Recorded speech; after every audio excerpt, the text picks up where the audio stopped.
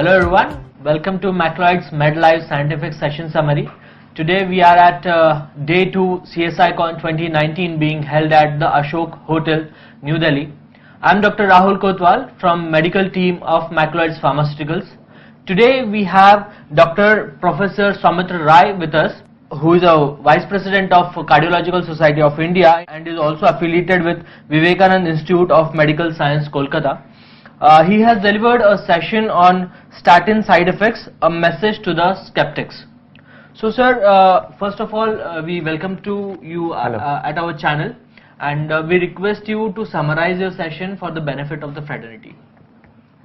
Well, Dr. Kotwal, my subject is statin side effects, a message to the skeptics. So the subject itself is biased towards the positive side of statins, and not without reason.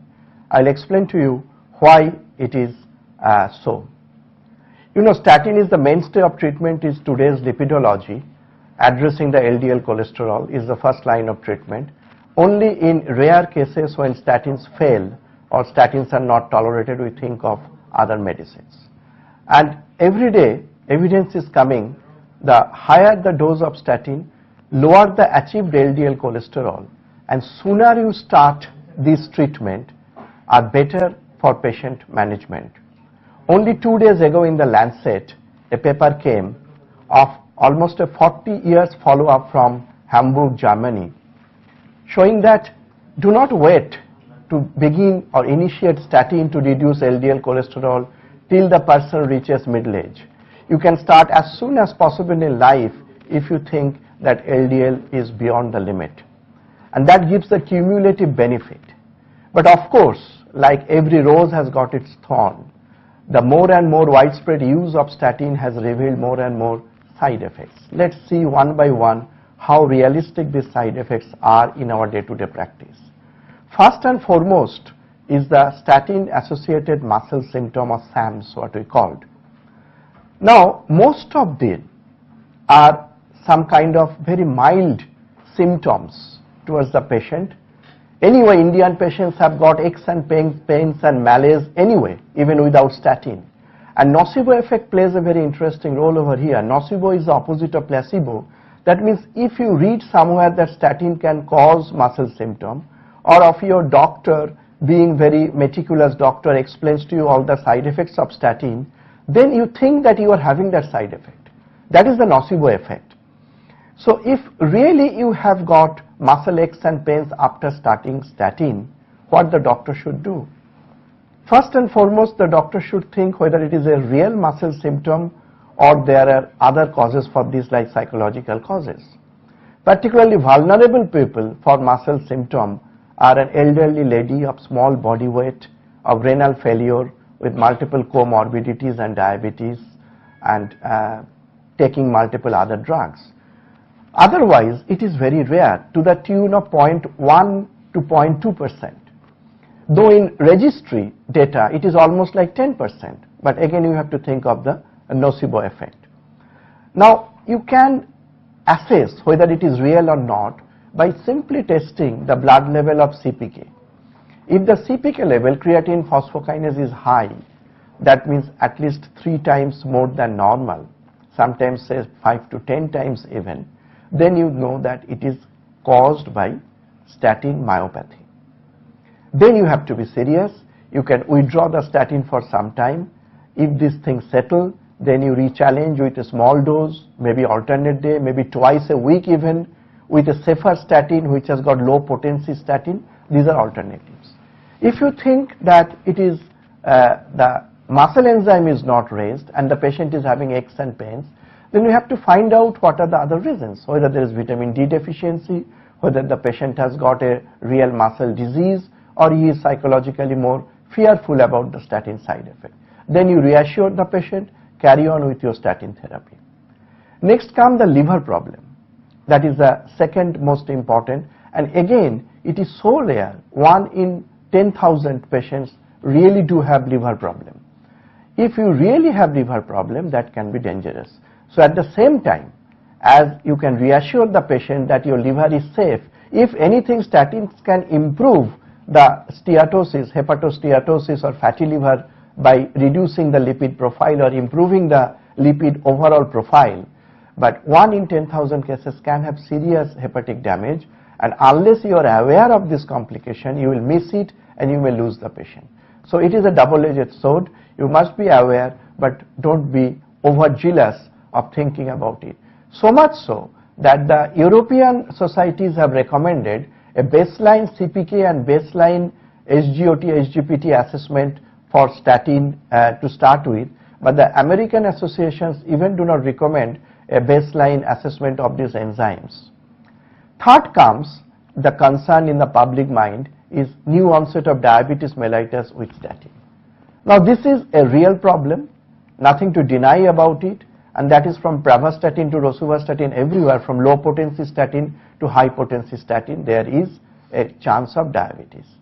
How much? It's estimated about 4 to 10% increased chance of new onset diabetes. Now the same people who have prone to diabetes, like the metabolic syndrome people who have got family history of diabetes, they have more chance of having diabetes.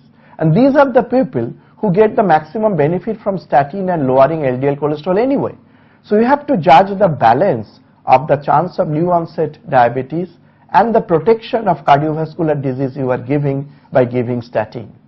There are alternative statins like low potency statin which can reduce the chance of diabetes to some extent, which can use in primary prevention setup, but secondary prevention you do not think about diabetes and just go along with statin. If diabetes happens, there are plenty of ways to treat it, but be careful, give the patient lifestyle advice like the ideal body weight, the exercise, need of exercise, the proper diet, so that even if there is a chance of onset of diabetes, it can be deferred by a decade or so.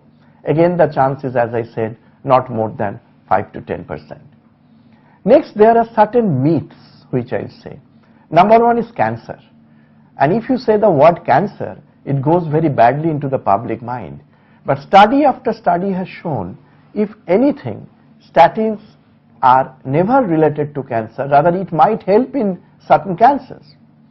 Overall, in the largest meta-analysis published last year, it is shown that only 1% increase, which is absolutely not significant in the chance of all type of cancer with statin therapy. Next, another very important mindset in the public is that dementia, psychological problem, chance of suicide with statin. And study after study has shown that it is an absolute myth. There is no relation of statin therapy with any psychological problem or chance of suicide. Next is hemorrhagic stroke.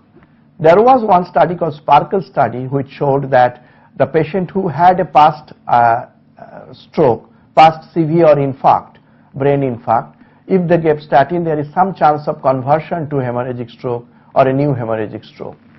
But again, various other meta-analyses and future studies have negated this observation. And actually, if you see, only 2 weeks ago, the neurological societies from America has came up with their recommendation that after a stroke, your cholesterol LDL value target is no longer 70 milligram per DL, it is 55 milligram per DL. And how do we achieve 55 milligram per DL? Without statin is absurd. So in a way, the effect of statin is rather more established after a stroke, rather there is any doubt of having hemorrhagic stroke in future. Next is cataract, which is again absolutely a myth. There is no relation of cataract with statin use. These are the usual side effects we talk about statin. In a recent meta-analysis, it has been shown that if you treat 10,000 patients for 5 years with statin with an achieved LDL of 80 milligram, what you achieve? You have a secondary prevention of major cardiovascular event in 1,000 patients, primary prevention of major cardiovascular event in 500 patients, against 100 new diabetes, 50 new muscle symptom, and liver and all other together around 10 to 15 of 10,000 patients, against the benefit in 1,500 patients. Total side effects is around 170 to 180. So 1,500 versus 150. So 10 times benefit, and one-time risk. So the ball is in your court. I would promote strongly that whenever necessary, I'm not telling that you put statin in your common salt or in your drinking water, not that way. But whenever you think statin is necessary, never ever hesitate thinking of the side effects to initiate and to give the optimum dose of statin. But at the same time, never forget that one rare case you might get a serious liver or muscle injury, and you have to keep your mind open, your eyes open to detect it early and to treat the patient. Diabetes, of course it is there, but be careful about the lifestyle management, and if it happens, treat it. So at the end, I think I'll stop over here if you have any other query. I think that was a beautiful description of your session, sir. If you can furthermore summarize it into few take-home points like 1, 2, 3, that will be really very helpful for the audience. Yes, what I would say that whenever you see a person, I won't say patient because we are talking about primary prevention as well, a routine checkup person, you do a lipid profile. Age is no bar. We say even at 10 years, you can do a lipid profile if the family history suggests there is familial hypercholesterolemia.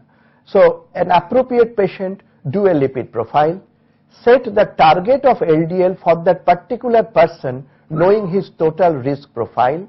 How to achieve that target? You find out by simple logistic method which drug at which dose can reduce what percentage of statin. It's like mathematics.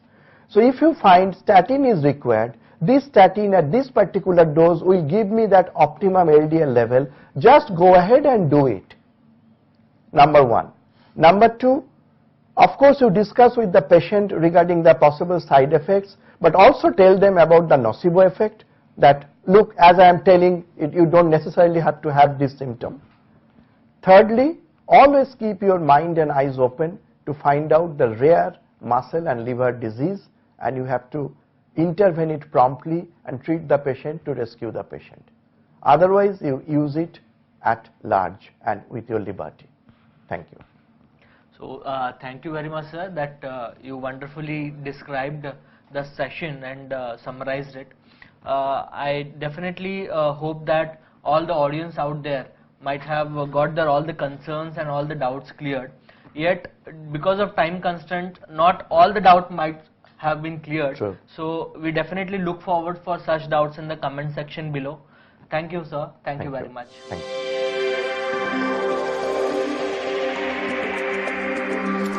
you.